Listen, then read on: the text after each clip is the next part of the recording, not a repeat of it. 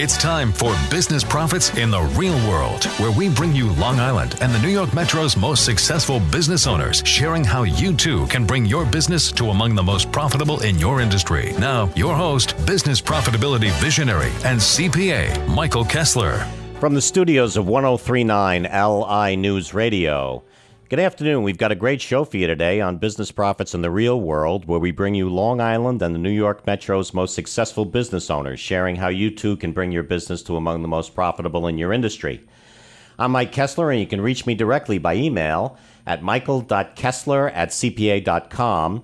And if you too want to challenge the status quo to get your business creating the results you've always dreamed for you and your family, call us directly at 516-449-2852 or visit our website at www.michaelkesslercpa.com. So today we're discussing some significant things those top 10% most profitable businesses do to leave their competition in the dust and stay at the very top of their industries. So since those businesses don't waste time, we won't waste any time here, and I'm pleased to welcome our guest on today's show. He's Mark A. Pfister, Chairman and CEO of Integral Board Group, LLC, as well as CEO of M.A. Pfister Strategy Group, Inc., an executive management firm that serves as a strategic advisory council for executives and boards in the private, public, and nonprofit sectors. Mark is an expert project and program manager and frequently consults on global projects in the initiation phases, as well as programs that require remedial focus to bring them back on track.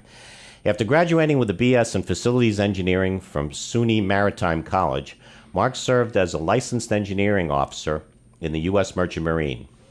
He then completed Harvard Business School's Executive Education Program for board directors. Mark is a serial entrepreneur, founding or co-founding several businesses, and is considered the inventor of the Board as a Service, that's BaaS engagement model, frequently speaking and educating on the topic. He also conducts lectures at nationally focused seminars on effective leadership, board strategy, professional project management, and entrepreneurship. Mark serves on the board of the Lincoln Hall Boys Haven, as well as the LH Foundation, and is a member of the National Association of Corporate Directors and the Union League Club in New York City. Mark A. Pfister, great to have you on Business Profits in the Real World. Welcome to the show, Mark. Michael, thank you so much. It's great to have you, and this is going to be a great discussion because I was really fascinated by your career, Mark. And can you give us a little sense of the path and how you help businesses get to the very top of their industry and how you started, Mark? Do you mind? Sure. So my background was in the science, engineering, and technology realm, and of any of these spaces, I think, in the corporate world that lacked, I'll say, some of the management structure, it's in that particular space. Right. So for me, very early on, it was noticeable that companies that had a great foundation in what they offered, their business and management was always lacking in those spaces. So for me, it was always something that I felt needed to be solutioned, and that really led to some of the consulting work I do, as well as this new concept of the board as a service, which is, I guess, what we're going to talk about today. Yeah, no, and I find that intriguing, board as a service. And, I've heard of software as a service, which, and this is kind of parallel to that. But can you share a bit of how it works, Mark, and how it really helps businesses today? Can you share? Sure. So the board as a service model, basically, if you had to boil it all down, it's a fully built and for-hire board of directors. We mainly cater, of course, in the private sector. Currently, there are hopes in the future that this could parlay into the public sector, but that's more of a dream for the future. But in the short term, we're focused on these private companies. Many of these private companies, they always need some sort of guidance. So they're very limited, I believe, right now in what those outlets are. They can reach out to coaches. They can reach out to individual advisors.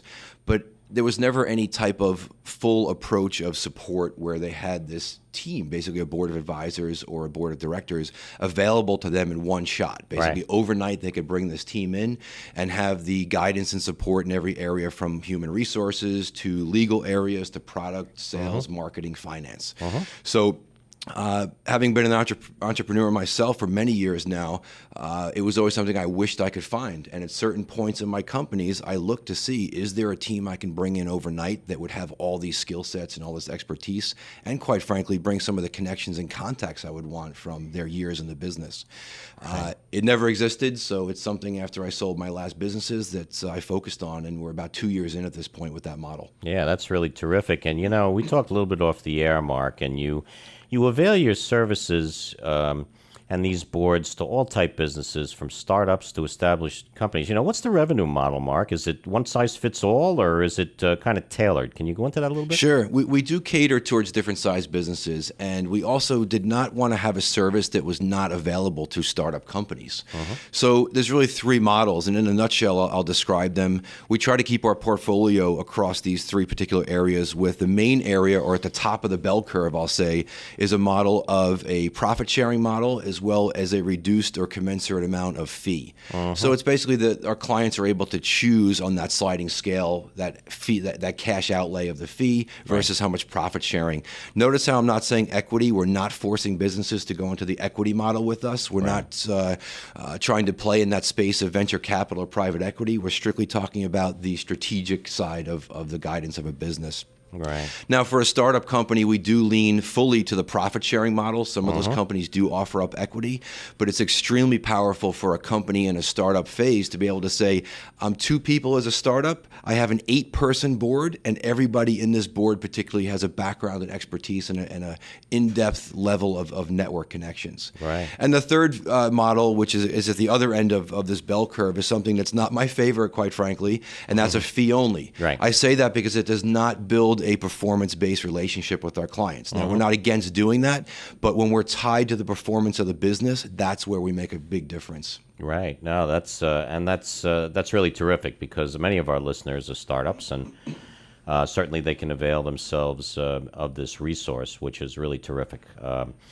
Mark, what's the typical composition of one of your boards? I assume these are, top experts. What disciplines do they represent, and can you go into that a little bit more? Sure. It's a good question, too, because our board is not built as a typical board, say, in the public sector. So, yes, we do have areas that you'd find throughout the public sector, such as legal, expertise, human resources, technology.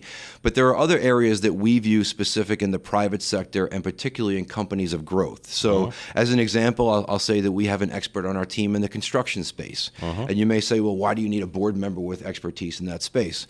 Well, we realize that a company that's going through growth phases, whether they're a startup, a mid-size, or even a medium-sized privately held company, at some point, they're going to need to make a decision on specifically, do they want to go and expand to a new region? What is that geography? Do they go and build their own data center, or do they particularly go to a colo facility where they rent the space? Right. That construction area is extremely important and helps us make those decisions very quickly on what the cost would be, and at least come up with a ballpark figure within a matter of minutes of a cost, instead of having to go out and hire for some unknown amount of money to do a study for 6 months on it. Right. So we really try to fit our expertise into the areas of this, what I view as the 7 phases of growth of any company. Mark, let's talk a little bit about how the board interacts with the business owners. You talked about rather than a fee based, it's more profit sharing. But how do you hold the business owners' feet to the fire, and how do you kind of interact? And is there a process whereby you set goals and have achievement and so forth? Can you go into that a little bit Sure. more?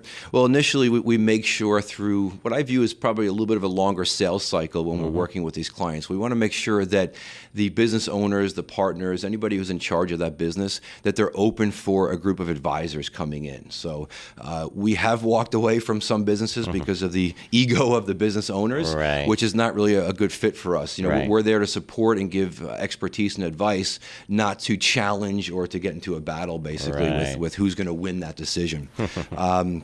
So I will tell you that many times I don't feel with the companies that we work with and that we ultimately choose to work with that we are forcing them to get things done. If anything, they are so motivated, they're probably doing more than they should right now. And unfortunately, it's usually not in a structured manner. So we have not had any issues at this point with a company where we have to hold them to a specific timeline or a deadline that we feel that we're pushing them hard to do. If anything, they want to complete these things faster. Well, it's funny. Mark, just in a minute we have left in the first segment, let's just discuss. I like your model in that your compensation is tied to results, but you're almost detaching yourself from the outcome. Isn't that kind of a nice balance there for you to be able to achieve results for the business owner? Can you kind of go into that a little bit more? Yeah, well, one of the things we realized early on in this model was that there are so many different groups that are available that are, again, not tied to the bottom line. They're not tied to specifically the performance of that company. So I go back to what I mentioned earlier about coaches or advisors that simply come in, they get a fee. It doesn't really matter to them specifically if their deliverable is met. They're getting paid regardless. Right. So we try to make sure, and it actually helps very much so with the sales cycle early on, by showing that we're tied to the delivery and the performance of that company, specifically that really creates that very good relationship. Right. So when we come back in the second segment, we're going to talk more about Mark's business structure and his board as a service model. Back after this with Mark A. Pfister on business profits in the real world. Right after this. Very heart of it. You're listening to Business Profits in the Real World. Now, back to your host, Michael Kessler. Back here with you today on Business Profits in the Real World with Mark A. Pfister, Chairman and CEO of Integral Board Group. And we were talking about Mark's board as a service model. So, Mark, I see, and we talked a little bit off the air about the different areas of expertise. And you mentioned construction. There's legal, there's marketing, there's product, there's finance. I liked what you said about, what each board member brings in terms of contacts and resources to help businesses deliver. That's something that I don't think people really consider in a board. Can you give us a couple of examples of how those contacts and resources help deliver results for your clients, Mark? Would you mind? Sure. So one of the things to mention also as part of that answer is that although we have expertise areas across 10 different industry spaces, we also are looking for that core leadership and I'll say operational knowledge specifically for these industry areas. So it's allowed each one of these members of our board advisor group to have their own circle of influence or their own sphere of influence and their own connections. So in my mind, it's 8 folks with very different networking groups. Right. And we're able to leverage those. So many of our clients were able to bring work to them based on those networks. Right. Some of these clients we're putting through capital raises currently. And that allows, again, a whole nother gamut of areas to reach out to, whether it be through more of the corporate channels, I'll say, or the structured channels, or even the individual investor spaces. So the network that is brought to the table really is another differentiator in our particular model. Yeah. And Mark, can you tell us a bit about how do you find and vet board members? It must be a pretty tight screening process because you want these people to be top notch and tops in their industries. How do you do that, Mark? Absolutely. So the first board that was created, it's a core group of 8 folks. That's the realm we're in right now with the companies we're taking on. We are in an expansion mode right now. So our goal is to launch 3 cities in the U.S. outside of the New York region within the next year, and we do have an opportunity to launch also abroad. Right. In Scandinavia is one of our next target markets. Yeah, you were telling me that's really terrific. So we particularly are looking for folks that don't necessarily only have expertise in the public sector. I feel that the private sector has a little bit of a different need for some of the business growth and the guidance that's needed. Right. But yes, I mean, there's a very important role and a very important vetting process that we're putting these board members through. Yeah, and that's really terrific. Well, I'm fascinated with this. So how many board members is it? Is it like 6 to 10, Mark? And do they stay together for the entire client engagement? How does that work? That's one of the most important pieces of our model. So each board is a total of 8 people across those 10 expertise areas I mentioned, and that board stays together. So it's not a group, and this is a big differentiator in what I view as some of the problems in this industry currently, is that boards are pieced together for a specific company or a specific phase of growth of a company. Right. And very quickly, if the board is doing what they're supposed to, they become obsolete. There's a new phase of growth that they're in. That expertise is different than what's needed now. So this particular core team stays together, and that really is a differentiator for our group. Yeah, and that brings me to my next question. I was going to ask you actually. Are your client engagements really designed to go on forever? Is there a mutual exit plan? How might that work, Mark? Can you explain that a little? Sure. It depends on the particular client we're working with. So and based on the model that we engage with. So in some cases, when we're engaging in a profit sharing model, we typically say a minimum of 5-year engagement because it allows us to get in and build up their profits and obviously be able to partake in some of those profits. There are other cases where one of the big trends we're seeing right now, one of the largest transfers of wealth in the history of the world is happening right now with the baby boomer retirement. So there are unbelievable amounts of companies right now that are transitioning. And the question is, do they transition these companies to the next of kin? Are they able to run those companies, or do they sell these? So another big area of our business right now is working through the transition of a company where it's being turned over from a retiring owner to, say, the next of kin or some other member of that business. Right. Those particularly, again, being there throughout the planning, the transition, and the ongoing operations, those could be indefinite type of engagements for us where we truly become their group of advisors, their board advisors. Right. But we are flexible with our model, and it truly allows for us to work with any industry and any size business. Yeah, that's really intriguing. And Mark, would you mind? I know you've helped many businesses. Are there any success stories you care to share with us, Mark? Would you mind? Sure. There's a few companies that we are in, I'll say, the 2-year stage with at this point. Some of them are the 1 year. So getting through all the way to that exit cycle, some companies want to sell, some companies just want to grow their business and keep it more so as an annuity. Right. So everything from putting together strategic plans for these companies, it really is, in my opinion, within a 2 to 3 month period, these companies are transformed just having a plan. Something as simple as having a business plan, number one, but secondly, having a roadmap of what they're going to do next, how they're going to focus that. So to me, that is one of the biggest success stories that we see throughout the companies we work with. Just having that 1, 2, and 5-year plan is unbelievable what it does for these companies. Yeah, and you mentioned it, the 5-year, especially under the profit-sharing model. I spent many years in the corporate world. Actually, as many of our listeners know, we were a family-owned business, then became employee-owned, and then publicly traded through many acquisitions and spin-offs.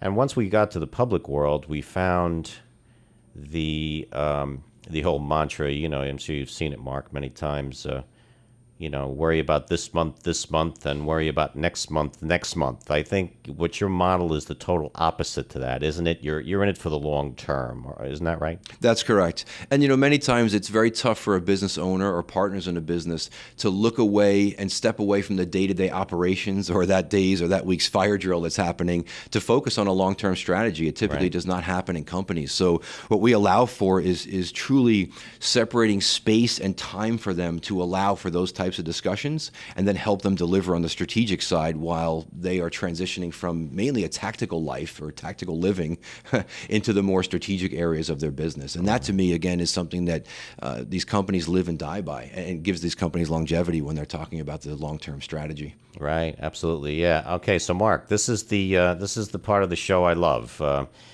You've had a great career and you're going strong, and you know what it takes to found and operate successful businesses and get them to the top of their industry. Mark, can you share your best advice for business owners who are listening so they can do it too, Mark? Would you mind? Sure. There's two things I always like to talk about. One is absolutely dream big. I think many companies are limited by the fact that they're not thinking big enough of where their company can go. Right. That to me is a big thing. So it's something we motivate the companies we work with also to understand that we want to look at this in a much bigger term. Secondly, I always say that do not be scared to reach out. So companies, there's not one single company I know that has done something on their own with one person. Right. They've done it through people they've surrounded themselves with. As everybody's mother probably said, you are who you surround yourself with. Right, absolutely. So we believe that wholeheartedly. So whether we're talking about this particular board as a service model or you have an advisor around you, leverage the people around you that have been successful in their space. And don't be scared to ask. It's amazing the type and the level of people you can get just by simply asking the question. People want to help. They want to make sure that you're successful. Yeah, my partner Carol Soman and I actually always say, reaching out for help is a sign of strength, not weakness. So yeah, that's really terrific philosophy. Mark, in the minute we have left, going a little off beat here, but tell us a little bit about. You just came back from Europe. Can you give us a little? You're thinking about expanding over there. Can you give us a little background just in the minute we have left, Mark? Would you mind? Sure. So we originally wanted to test out our model in the U.S., and it's been quite successful in a very short amount of time. A few of our clients basically are clients that have originally started out in Europe and wanted to get into the U.S. space. Right. So we are actually expediting our expansion plans right now to look over in different countries in Europe and set up boards there, and then it creates this sharing type of agreement basically between the boards that we're going to set up. Right. Many companies want to get a foothold in the U.S. Many U.S. companies want to get a foothold outside the U.S. to expand. We view this as a model for them to be able to do that very successfully. Yeah, and that's really terrific. Boy, I'm really fascinated with this. So Mark A. Pfister, I want to thank you very much for coming on Business Profits in the Real World today, and I'd like to have you back on the show, Mark, at some point soon. Michael, thank you so much. It's been a pleasure. You're welcome, and it's been absolutely great discussion. So if you'd like to learn more about how Mark A. Pfister, an integral board group, can help your business get to the very top of your industry, reach out to Mark directly by email at mark.pfister@integralbg.com. That's Mark, M-A-R-K .Pfister, P-F-I-S-T-E-R, @integralbg.com. Or call them directly at 646-863-5757. Or visit the Integral Board website at www.integralbg.com. That's www.integralbg.com. I'm Mike Kessler, and you can reach me directly by email at michael.kessler@cpa.com. And if you too want to challenge the status quo to get your business creating the results you've always dreamed for you and your family, call us directly at 516-449-2852 or visit our website at www.michaelkesslercpa.com.